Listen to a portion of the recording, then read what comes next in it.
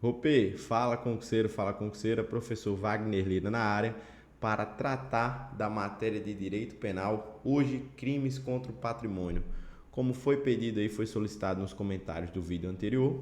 Quem ainda não assistiu às aulas anteriores, tem alguns vídeos aí já disponíveis para o concurso da PPMG. Beleza? Não só o concurso da PPMG, né? Carreira policial no geral, dá para aproveitar, dá para dar aquela papirada e aquela revisada, mas a aula foi focada especificamente no concurso da PPMG. Então, se você está se preparando para esse concurso em específico, volta lá, abre aqui o canal, volta lá, assiste a aula, que está muito bacana sobre legislação extravagante. Hoje a gente vai falar de direito penal, mais especificamente da parte de crimes contra o patrimônio. Quero trazer as questões de prova aí para os senhores e para as senhoras, mas antes de iniciar a aula, já quero pedir desde já para que você deixe o like nesse vídeo para que o YouTube entenda que é um conteúdo relevante e possa recomendar para outras pessoas, assim ajudando aqui o meu trabalho, auxiliando para que eu possa voltar mais vezes e disponibilizar conteúdo gratuito aqui para vocês. Beleza? Então deixa o like já aqui. Durante a aula, se tiver dúvida, deixa um comentário. Se chegar lá no final da aula junto comigo, comenta lá de onde você está vendo esse vídeo também, que você chegou até o final da aula, que eu vou entender que o conteúdo está servindo de maneira significativa aí para os seus estudos. Beleza? Então vamos para cima. Lembra de deixar o like e compartilhar o vídeo com aqueles teus amigos. Manda lá naquele grupo de concurseiro para me ajudar a melhorar o conteúdo aqui do canal e voltar mais vezes aqui para disponibilizar conteúdo gratuito para vocês. Agora, bora para cima. Questãozinha na tela sobre direito penal, crimes contra o patrimônio. Beleza? Não esquece de me seguir lá nas redes sociais, Wagner Lira JR, perfeito. E aí, caso tenha dúvida, pode perguntar pelo YouTube ou pode acionar aqui também que eu vou estar à disposição dos senhores. Beleza? Passando adiante, vamos embora para a questãozinha na tela. Questãozinha na tela diz o seguinte: a respeito do crime de extorsão, que está previsto lá no artigo 158 do Código Penal, é correto afirmar. Letra A menciona: a extorsão é um crime formal, consumando-se independentemente da obtenção da vantagem pretendida pelo agente. Você julga esse item como certo ou como errado? O crime de extorsão, ele é sim um crime formal, ou seja, ele independe do resultado naturalístico, que é a obtenção da vantagem devida. Quando você faz a leitura lá do artigo 158, você vai identificar que é constranger alguém com emprego de violência ou grave ameaça, com o intuito de que obter uma vantagem econômica indevida, beleza? Mas a obtenção dessa vantagem econômica indevida é um mero exaurimento desse crime, pois ele é um crime formal, não exige o resultado naturalístico. Beleza? Diferentemente do crime de roubo, que para consumar o crime de roubo, efetivamente você tem que conseguir efetivar ali a subtração da coisa alheia móvel, ou seja, você tem que ter a transposição da posse. Beleza? Então, sim, o crime de extorsão é um crime formal e consuma-se independente da obtenção da vantagem devida pretendida pelo agente. Então, de cara, a gente já tem o nosso gabarito como alternativa de letra A. Mas como estamos estudando de forma específica, vamos buscar aqui os erros das demais alternativas. A letra B menciona: a extorsão é um crime material? Não pode ser porque não exige o resultado naturalístico para a sua consumação. Beleza? Então a letra B está falsa. Letra C: a extorsão se distingue do crime de roubo pelo fato de, na extorsão, o concurso da vítima ser desnecessário para a obtenção pelo agente da vantagem pretendida. Ele está dizendo o seguinte aqui, ó, que no crime de extorsão não precisa que a vítima tenha uma atuação ativa ali para que o crime aconteça, quando na verdade está errado, beleza? No crime de extorsão a gente precisa sim que a vítima faça algo, que a vítima tolere que o autor faça algo ou que a vítima deixe de fazer algo para que esse crime possa se concretizar, beleza? Então, quando ele diz que no crime de extorsão o concurso da vítima é desnecessário, ele está trazendo um erro aqui. É desnecessário na figura do roubo, mas na figura da extorsão não. Então, está errado. Como assim?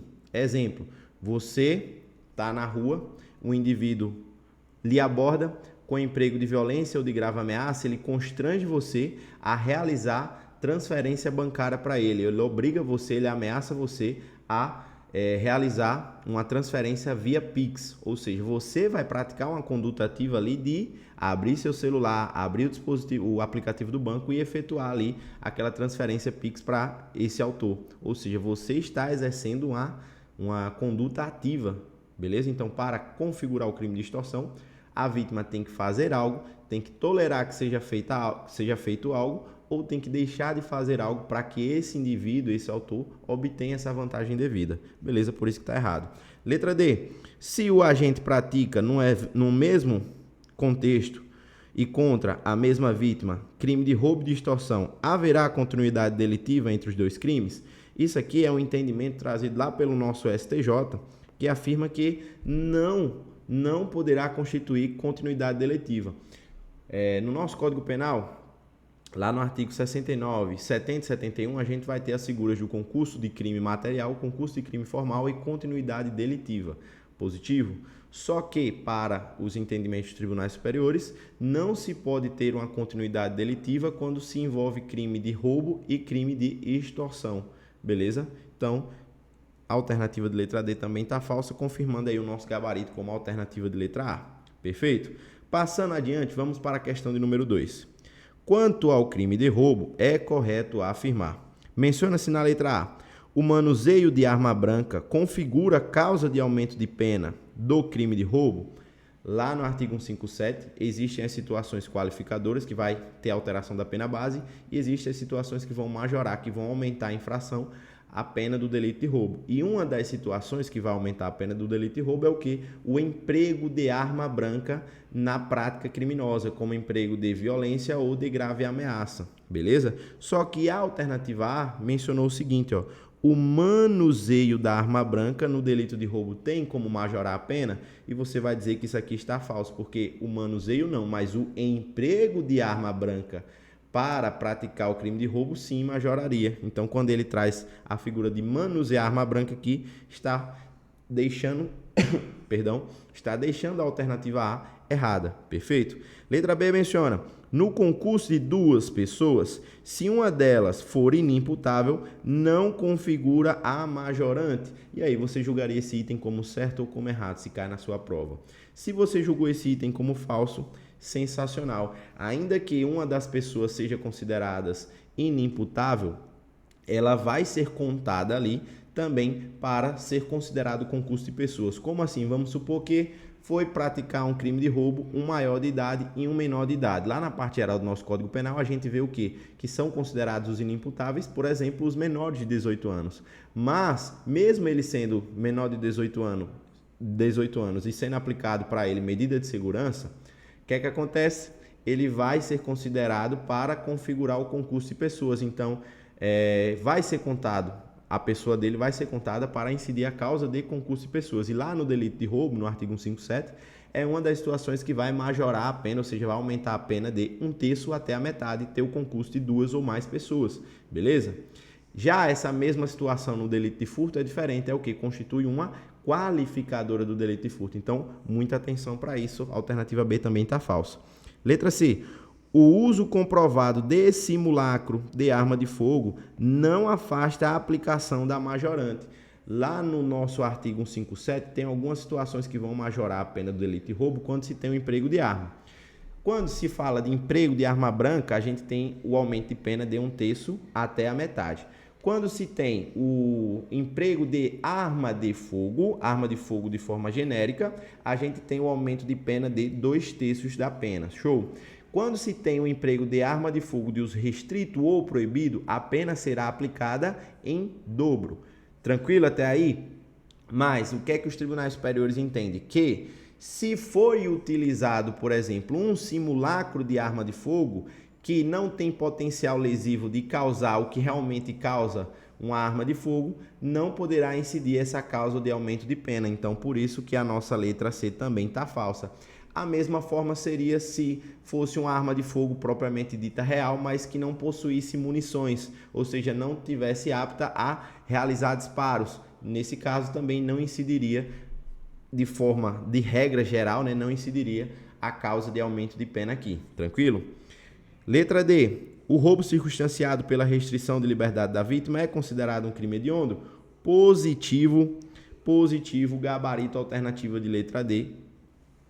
Considera-se sim o crime de roubo com restrição de liberdade da vítima, não só nessa condição, mas também quando tem emprego de arma de fogo de uso restrito ou proibido, quando gera lesão corporal grave ou também quando gera a morte daquele indivíduo. Todas essas hipóteses no crime de roubo vai ser considerado crime hediondo. Perfeito até aí, pessoal? Espero que estejam acompanhando meu raciocínio aqui.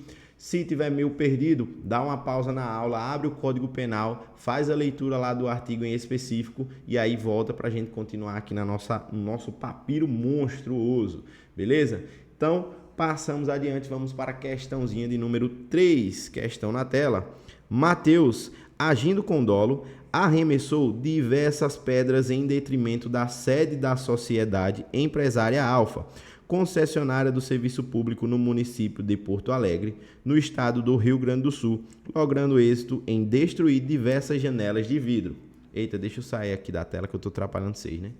Diversas janelas de vidro. Então, em tese, deixa eu voltar aqui. Qual foi o crime que esse indivíduo praticou? Se você já fez aquela leitura Caxias lá do nosso Código Penal, você sabe mais ou menos qual foi o crime praticado por esse indivíduo aqui, que é justamente o crime de dano, perfeito? Só que, dependendo da vítima, dependendo das condições em que for praticado esse crime de dano, o que é que acontece?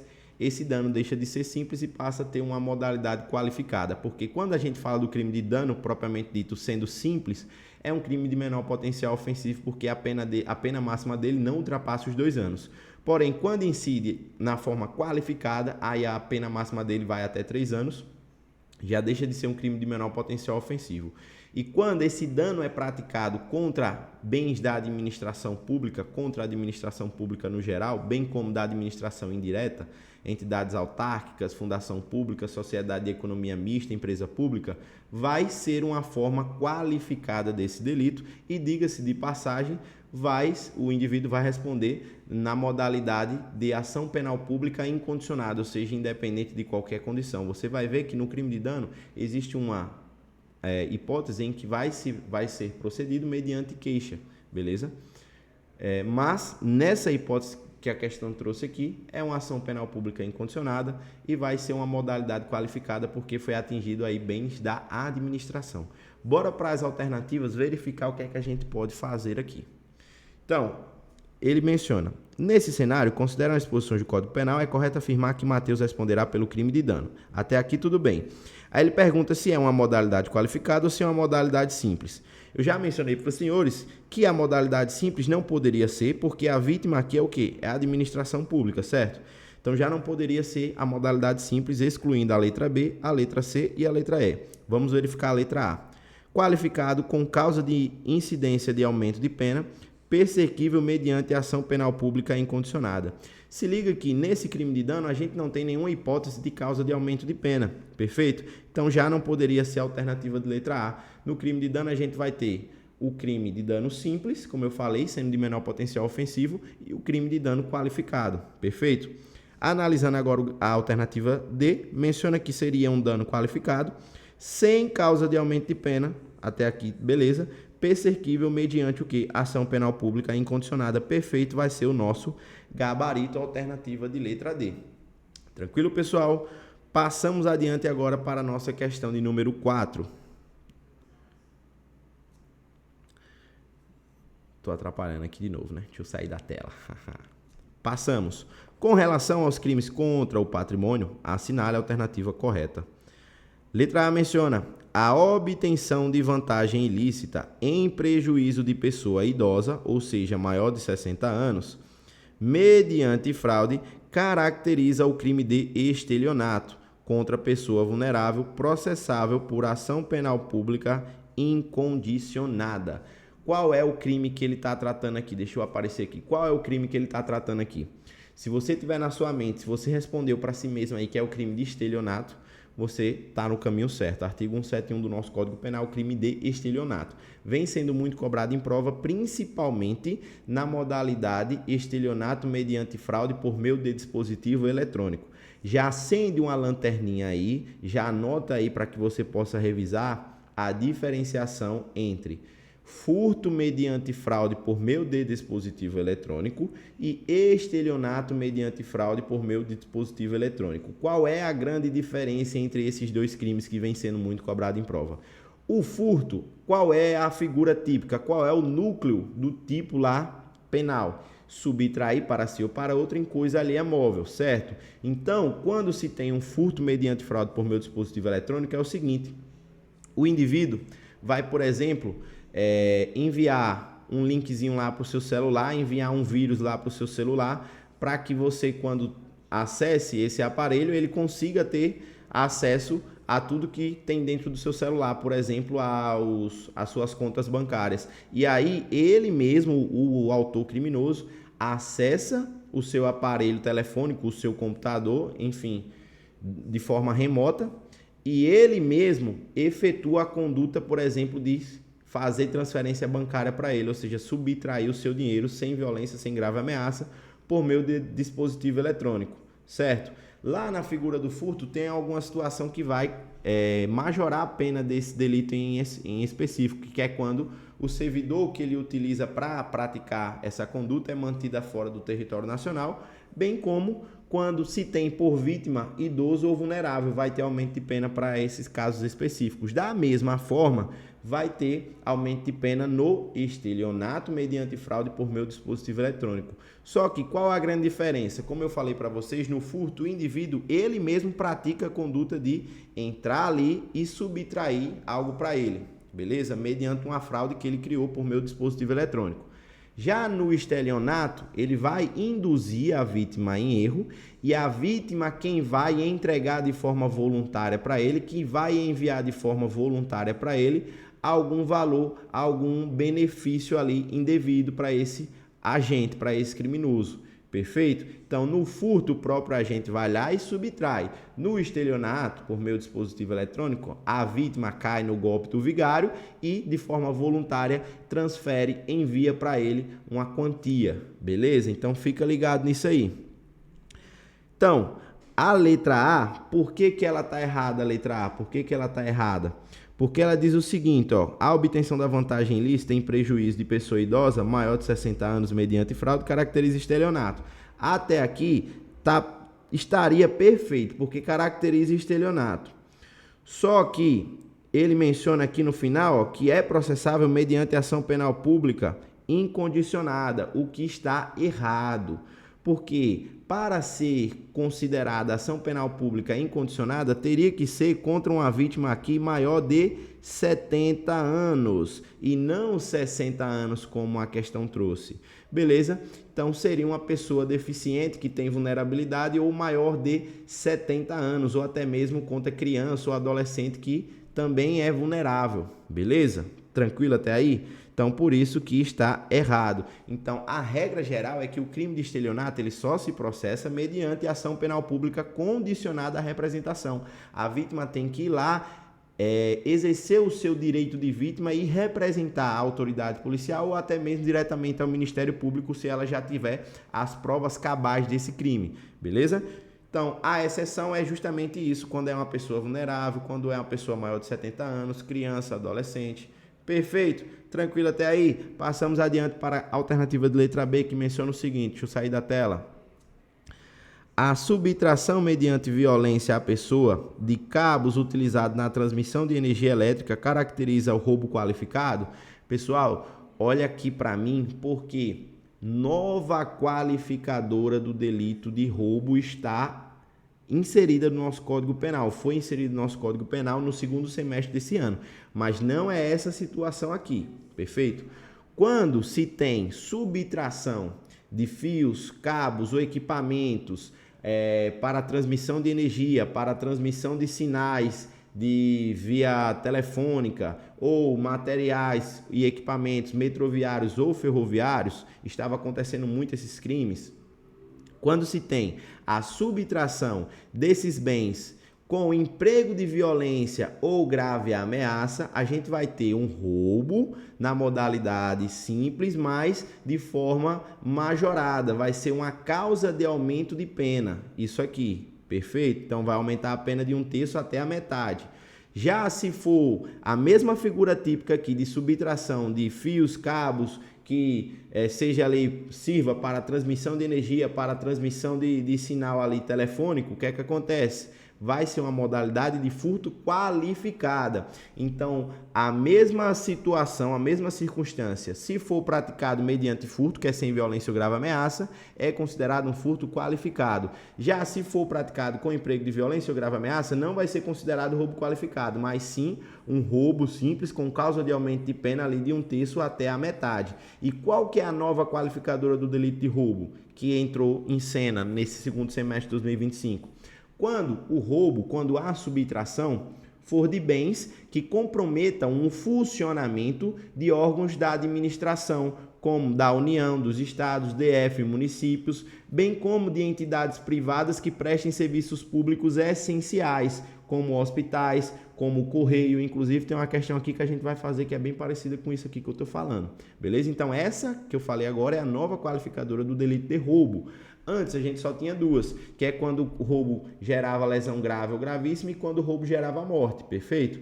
Agora a gente tem essa nova qualificadora, que é quando a subtração é de bens que afetam o funcionamento da União, Estado, DF, municípios, ainda que seja de empresa privada, mas que preste serviço público essencial. Perfeito? Então, aqui também está errado na letra B, porque ele fala que seria uma hipótese de roubo qualificado.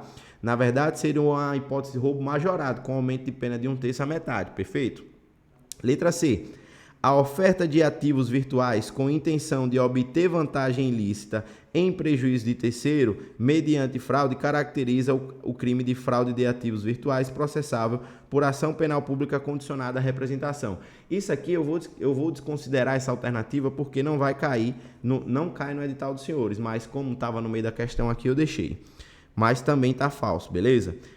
Letra D. A subtração mediante violência à pessoa de automóvel de unidade de agência de correio estabelecida em pequena cidade, comprometendo o serviço postal, caracteriza roubo qualificado? O que eu falei mais acima, eu achei que estava em outra questão, mas não, está nessa própria questão.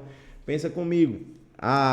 O correio é uma empresa que presta um serviço público essencial, que é o serviço de postal, né, de levar e trazer encomendas aí por todo o Brasil.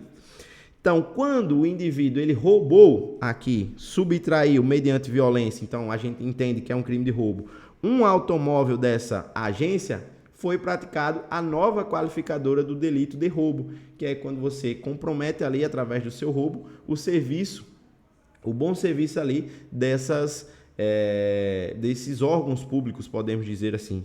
Perfeito? Então, gabarito alternativa de letra D é a nova qualificadora, já fica ligado do delito de roubo. Letra E. A destruição de coisa alheia por motivo egoístico caracteriza o crime de dano qualificado processável por ação penal pública condicionada à representação. Vocês lembram que na questão passada eu falei que existia uma das qualificadoras do delito de dano qualificado que seria processado mediante ação penal privada? É justamente essa daqui, da alternativa de letra E. Então, não seria, nesse caso, ação penal pública condicionada, mas sim ação penal privada, que vai ser processado mediante o quê? Mediante queixa-crime. Perfeito? Então, o gabarito confirma essa alternativa de letra D. Passamos adiante para a questão de número 5. Amadeus aborda o veículo de João no semáforo de uma grande cidade brasileira, empunhando uma arma de fogo e gritando para a vítima descer do carro com o intuito de subtrair o veículo. Assustado, João acelera em tentativa de fuga, momento que Amadeus efetua disparos e atinge, causando-lhe a morte horas depois.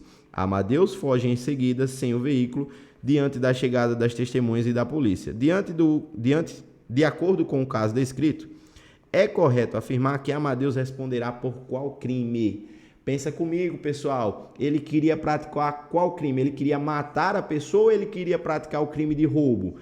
Então, ele vai ser responsabilizado pelo dolo que ele queria, pela intenção que ele tinha. Qual era o crime que ele queria? Efetuar o roubo do carro da vítima João. Só que João esboçou a atitude de tentar fugir daquela situação.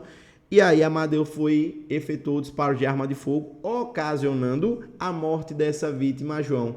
Então, lembra, uma das qualificadoras do delito de roubo é quando o indivíduo através da sua conduta de violência, gera ali um resultado morte, ou de violência ou de grave ameaça, gera ali o resultado morte daquela vítima, que é o famoso não tem esse acento. Latrocínio, é aqui. Latrocínio, é o famoso latrocínio, roubo seguido de morte. Beleza? Aí você vai perguntar, mas espera aí, professor, ele nem conseguiu subtrair de fato aquele bem. Só que qual é o entendimento dos nossos tribunais superiores? Que mesmo que o autor não consiga efetivamente praticar o roubo, ou seja, transferir a posse do objeto que ele queria para ele, se ocorrer a morte, vai responder por latrocínio consumado. Se não ocorrer a morte, se nessa mesma questão aqui mencionasse que a vítima foi socorrida para o hospital e sobreviveu, ele responderia por tentativa de latrocínio, beleza? Então, o que acontece? Seria tentativa de roubo apenas? Não seria apenas tentativa de roubo, porque teria que trazer a forma qualificada desse delito, beleza? Que é o resultado morte. Então, a letra A está fora. Latrocínio tentado apenas? Não seria latrocínio tentado, seria latrocínio consumado, beleza? Tá fora. Então, letra C, latrocínio consumado, gabarito alternativa de letra C. Porque a vítima chegou a morrer, consumou a morte, consumou a qualificadora do roubo seguido de morte, ainda que ele não tenha conseguido de fato subtrair o bem que ele queria, que no caso é o carro. Isso aí é o entendimento trazido pelos tribunais superiores. Então, guarda no seu cocão. Se o cara foi lá, matou a vítima, mesmo assim não conseguiu subtrair o bem que ele queria, ele vai responder ainda assim pelo latrocínio consumado, qualificador aí do delito de roubo, tendo resultado morte. Homicídio não poderia ser porque ele não tinha a intenção inicial de matar, ele tinha o dolo de praticar a figura do roubo, então aqui está fora. E homicídio consumado também não pode ser. Show! Passamos adiante agora para a nossa questãozinha de número 6, pessoal. Josias e Josué resolvem furtar a casa de Mário. Para tanto, solicitam auxílio de Pedro, que, com seu veículo, os levará à residência da vítima. Pedro permanece do lado de fora da casa, enquanto Josias e Josué nela adentram. Ocorre que, já no interior da casa, são surpreendidos pelo mordomo, tendo Josias deferido um golpe de faca neste último. Então, o que aconteceu? Eram 3 indivíduos que se organizaram ali para praticar um furto em uma residência, certo? Pedro foi o responsável por levar os outros 2 indivíduos até a residência e ficar do lado de fora esperando eles saírem para dar o cavalo, que a gente fala, né? Para vazar com eles dali. Só que quando Josué e Josias entraram na casa, se depararam com o mordomo. E aí, não viram outra forma de Josué deferir um golpe de faca ali na vítima, que foi o mordomo, certo? Aí a questão ainda menciona que acabou por ferir mortalmente. Então, ocorreu a morte desse indivíduo. Show de bola. Considerando-se que o resultado, diante das particularidades descritas e outras do caso concreto, não poderia ser previsível a Pedro, assinale a alternativa correta quanto ao crime cometido por Pedro. Se liga que essa parte final aqui da questão foi o que determinou qual gabarito a gente tem que marcar. Quando a questão fala que não poderia ser previsto a Pedro o resultado que ocorreu lá dentro. Por quê? Pedro concordou em praticar qual crime? Ele concordou em participar do crime de furto. Ele foi lá, levou os caras, ficou do lado de fora. Mas lá dentro ocorreu algo que não era previsto anteriormente. Então, Pedro não imaginou que poderia dar essa merda, porque a questão está dizendo que isso não era previsível. Isso não era previsível para Pedro, beleza? Por quê? Exemplo, se Pedro leva Josué e Josias leva uma arma de fogo e menciona, a gente vai para furtar, mas se tiver alguém lá dentro, infelizmente eu vou ter que usar a arma que eu estou levando aqui. Ou seja, aí seria previsível que poderia dar merda, que poderia ocasionar um resultado morto lá dentro, certo? Então, se fosse, num caso hipotético desse, Pedro também responderia pelo resultado morte que ocorreu lá dentro. Só que como a questão falou que não foi previsível esse resultado para Pedro, logo ele não vai responder por esse resultado morte, vai responder apenas pela intenção inicial dele, que era o quê? Praticar o delito de furto. Então, quando a questão pergunta qual o crime cometido por Pedro, você vai mencionar que é o quê? O crime de furto, beleza? O crime de furto. Aí, aqui, ó, a letra D menciona furto com aumento de pena até a metade. Não existe esse aumento de pena aqui. Existe um aumento de pena de 1/3 quando é praticado durante o repouso noturno, mas o STJ entende que essa majorante do repouso noturno, quando acontece, não se pode estender para as figuras do furto qualificado. O STJ entende de uma forma que não se estende essa majorante do repouso noturno aos furtos qualificados, e o STF entende de forma diferente. Já para o STF, ele entende que é possível sim a aplicação da majorante no caso de furto qualificado, beleza? Mas a corrente majoritária, a gente adota o quê? O entendimento do STJ, porque é uma súmula criada por eles, beleza? Então, o que é que acontece? Para os indivíduos que estavam lá dentro, eles vão responder por qual crime?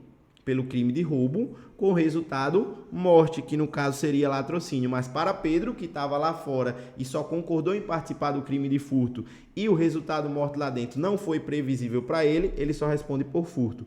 Caso a questão deixasse claro que esse resultado que ocorreu lá dentro era previsível para Pedro, aí sim ele responderia por latrocínio. Beleza, então gabarito alternativa de letra A, confirma-se aí. Pessoal, até aqui está tranquilo, até aqui está de boa, espero que sim. Se você ainda não deixou o like, ajuda o pai, deixa o like aí, compartilha esse vídeo aí nos grupos de concurseiro para que a galera consiga revisar também e ajude esse canal a crescer. Porque foi reativado agora há pouco e agora que conseguimos ultrapassar a meta de 1.000 inscritos.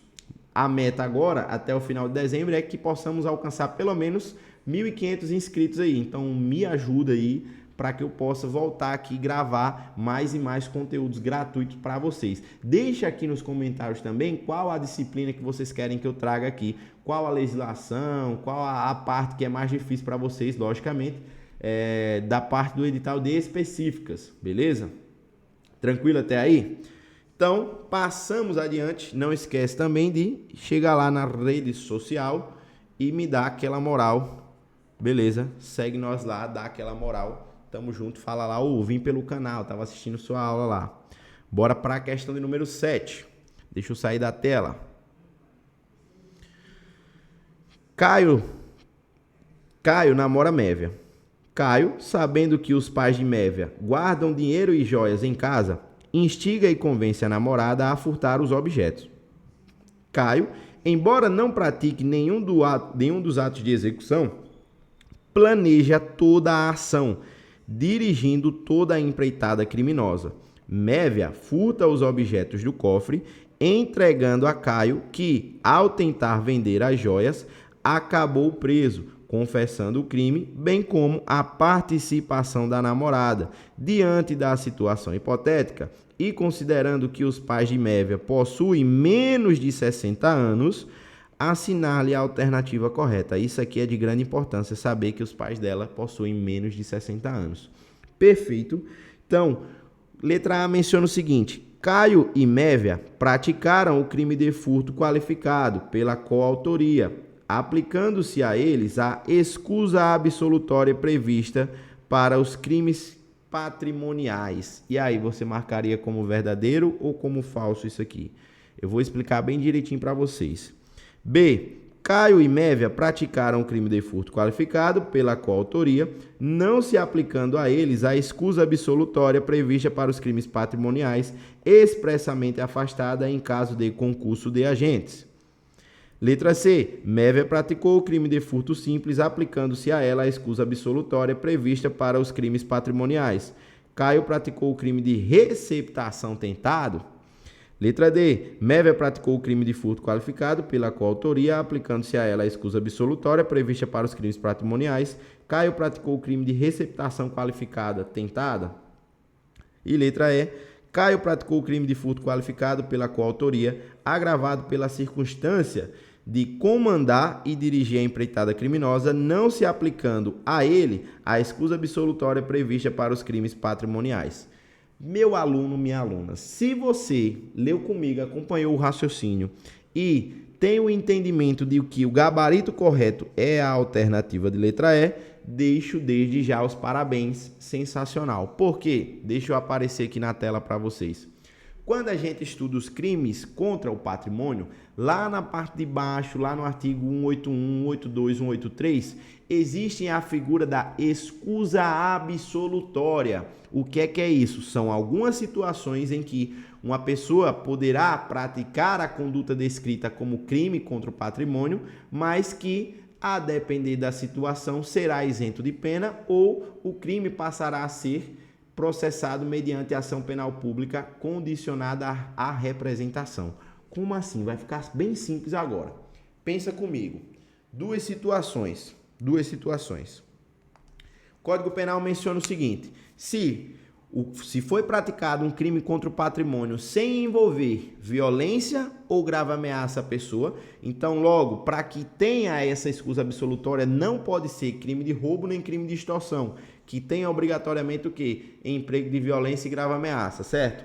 Então, se foi praticado um crime contra o patrimônio que não envolve violência ou grave ameaça, por exemplo, o crime de furto, entre o marido e a mulher, por exemplo, a mulher furtou o dinheiro, grande quantia de valor ali, que estava na carteira do marido, eles são casados, eles estão na sociedade conjugal. O que é que o Código Penal fala? Que nesse caso, essa pessoa que cometeu o crime de furto, embora seja uma figura típica, ela será isenta de pena, é a escusa absolutória.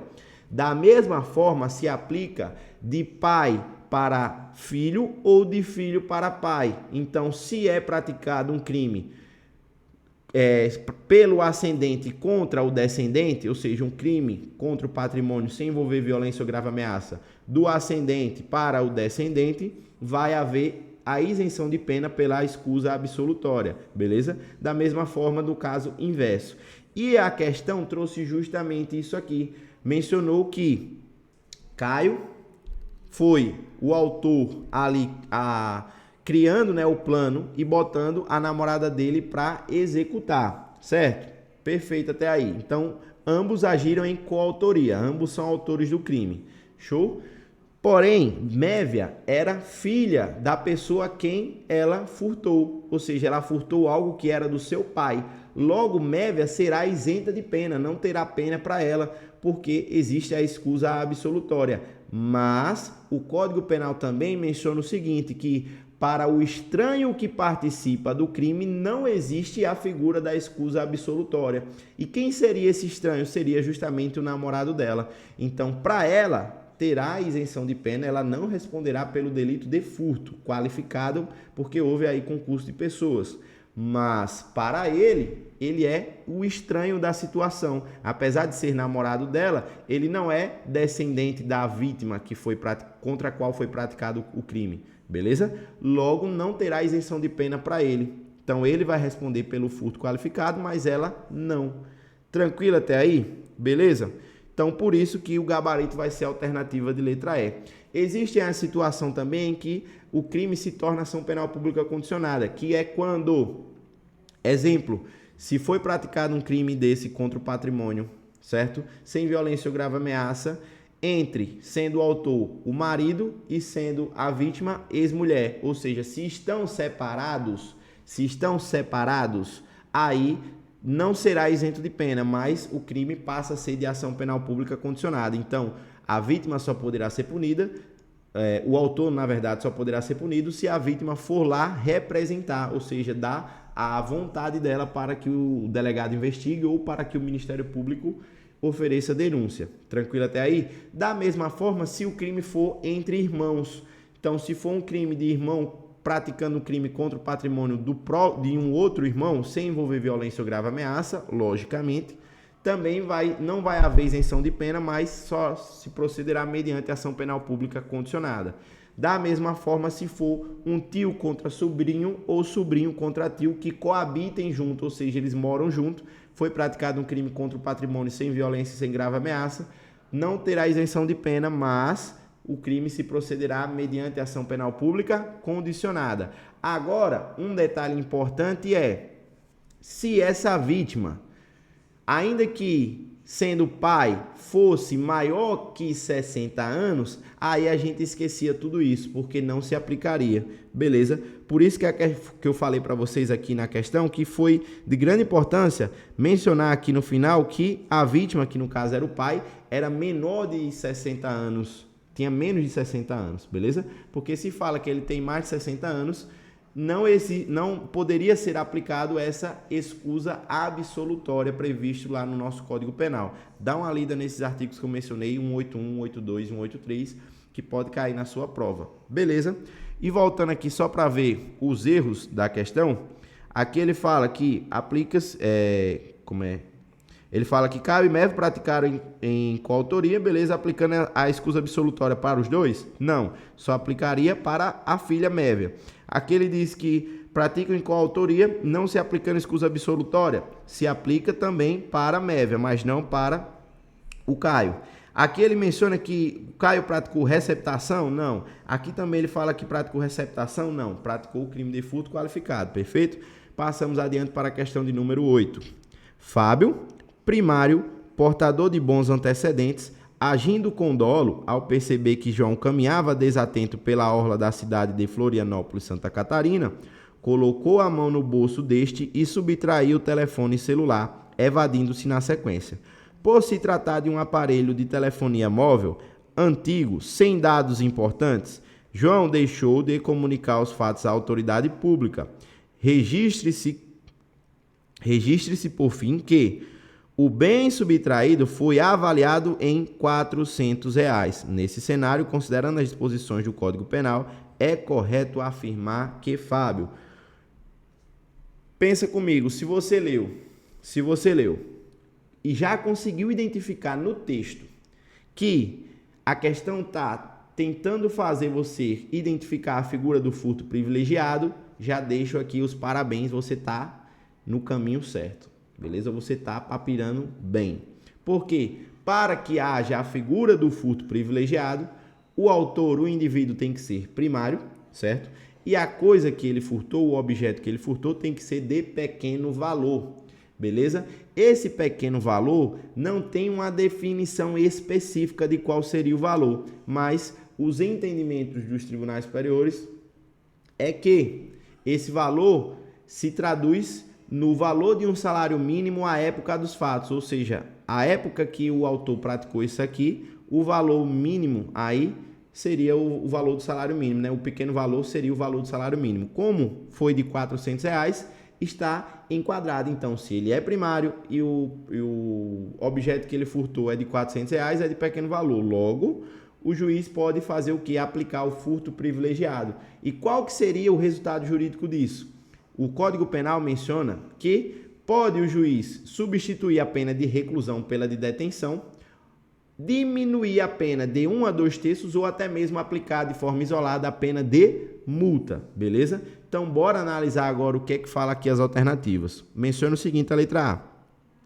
Responderá pelo crime de furto simples privilegiado, podendo o juiz substituir a pena de reclusão pela de detenção ou diminuí-la de 1 a 2 terços. Vedada a aplicação isolada de pena de multa? Certo ou errado, a gente acabou de falar isso, está errado, porque não é vedado a aplicação isolada de multa. Pode substituir reclusão por detenção, pode diminuir de 1 a 2 terços, ou pode até mesmo aplicar de forma isolada a pena de multa. Perfeito? Tranquilo até aí? Letra B. Responderá pelo crime de furto simples privilegiado, podendo o juiz substituir a pena de reclusão por detenção, diminuí-la de 1 a 2 terços ou aplicar somente a pena de multa. É o nosso gabarito alternativa de letra B, beleza? Outra figura importante que eu vou destacar aqui para vocês. O que é que acontece?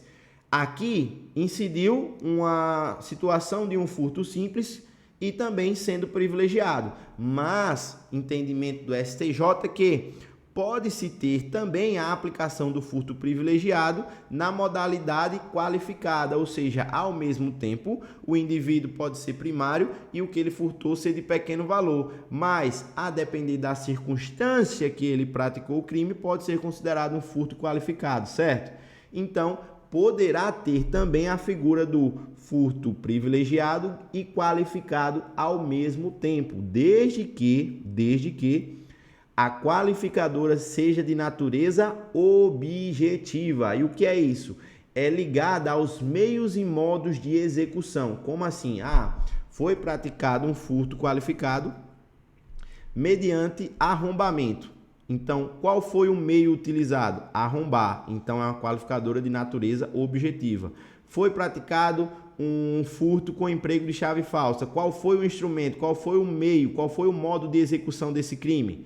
Foi a chave falsa. Logo, uma qualificadora de natureza objetiva pode se ligar à figura do furto privilegiado. Tranquilo até aí? Show de bola? Agora, se a banca menciona que foi praticado um furto com abuso de confiança, foi praticado um furto mediante fraude, essas são qualificadoras de natureza subjetivas, que quer dizer que está ligado à motivação do crime. Logo, não se poderá ter o privilégio nesses casos. Então, se ela descrever uma qualificadora dessa, não se pode ter ao mesmo tempo furto privilegiado e qualificado, beleza? Só nos casos em que a qualificadora seja de ordem objetiva, beleza? Só incrementando aqui, então é por isso que você tem que deixar o like para que o vídeo, deixa o like aqui, compartilhe esse vídeo com os seus amigos aí, seus parceiros, para que vocês pertençam à Polícia Penal do Estado de Minas Gerais juntos, beleza? Aí vocês me chamam só pro churrasco e tá tudo New Brasil. Deixa o like, compartilha esse vídeo e já segue lá para que vocês possam acompanhar em tempo real todas as minhas atualizações de concurso público, perfeito? Passamos adiante, vamos para mais uma questão de número 9. Deixa eu sair da tela que eu estou atrapalhando vocês. Diz o seguinte: no dia 9 de julho de 2025, às 3 horas da madrugada, na cidade de Duque de Caxias, Rio de Janeiro, Inácio, juntamente com Juringa, inimputável por doença mental, retirou uma das tampas metálicas de bueiro de instalação de energia pertencente à sociedade de empresa concessionária de serviço público localizada na via pública, no intuito de vendê-la como sucata a um ferro velho clandestino. O bem em questão valia R$ 720. Inácio possui anotação em folha criminal por crime de lesão corporal, na qual foi concedida a suspensão condicional da pena, cujo período de prova se iniciou em 3 de março de 2019. A pena extinguiu em 2 de março de 2024, em decorrência do término do período de prova sem revogação. Perfeito. Então, essa aqui, pessoal, é uma questão que ela requer um pouco mais do candidato. Ela requer um nível de preparação um pouco mais elevado. O cara tem que ser mais aprofundado aqui no assunto, porque ele envolveu vários assuntos ao mesmo tempo. Ele trouxe que o furto foi praticado durante repouso noturno, certo? Existe uma majorante aí, mas a gente já viu que se for qualificado, essa majorante para o STJ não vai ser aplicada, certo? A gente viu que foi praticado em concurso, mas foi praticado com um inimputável. Então, a critério de concurso de pessoas, mesmo ele sendo inimputável, vai valer a qualificadora do concurso de pessoas, certo? Ele falou também que foi retirada uma tampa metálica de bueiro de instalação de energia, que é uma nova qualificadora do delito de furto. Lembra que eu falei? Fios, cabos, equipamentos, materiais utilizados na transmissão de energia elétrica, na transmissão de sinal de telefonia, utilizados aí materiais, equipamentos metroviários ou ferroviários, é uma nova qualificadora do delito de furto. Embora a data que ele trouxe aqui, 2 de julho, ainda não estava em vigor essa qualificadora, perfeito? Essa qualificadora entrou em vigor depois, pouco tempo depois, alguns dias eu acho, salvo engano. Não sei precisamente se foi nesse dia 2 de julho, beleza? Mas a descrição é da nova qualificadora do delito de furto, perfeito? Tranquilo até aqui, beleza. Ele traz também que o valor, que foi o valor do bem furtado, equivalia a R$ 720, ou seja, está abaixo daquele valor que eu tinha descrito na questão anterior, que é o valor do salário mínimo vigente à época do fato, para considerar o que? O furto privilegiado, certo? Só que a questão também fala que esse indivíduo já tinha anotação criminal. O que é isso? Ele já tinha praticado crime anteriormente, então ele não era primário, certo? Ele praticou o crime. Porém, foi concedido para ele o quê?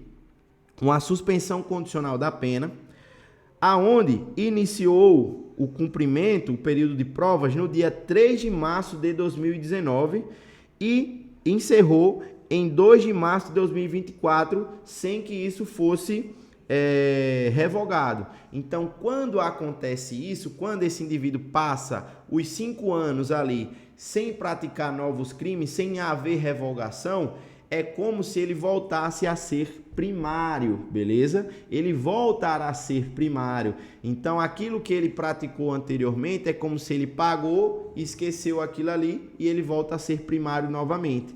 Então, com base nisso, nesse conhecimento, aí você iria analisar que aquilo que ele furtou é de pequeno valor e como ele já pagou por tudo, houve ali uma suspensão condicional da pena, passou todo o prazo, não teve revogação, passou os 5 anos, o período depurador da pena, que a gente fala no direito penal, que são esses 5 anos, e ele não cometeu nenhuma outra infração, ele voltou a ser primário.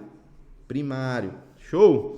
Então, logo, aí traz aqui, ó, diante do caso narrado à luz da jurisprudência do Superior Tribunal de Justiça, Inácio cometeu um crime de furto qualificado e privilegiado, circunstanciado pelo repouso noturno, qualificado com causa de aumento de pena pelo repouso noturno, qualificado privilegiado com incidência de causa de aumento de pena pelo repouso noturno. O que é que a gente falou? Que o STJ entende que não se aplica a majorante do repouso noturno, que aumenta a pena de 1/3, para as formas qualificadas do delito de furto.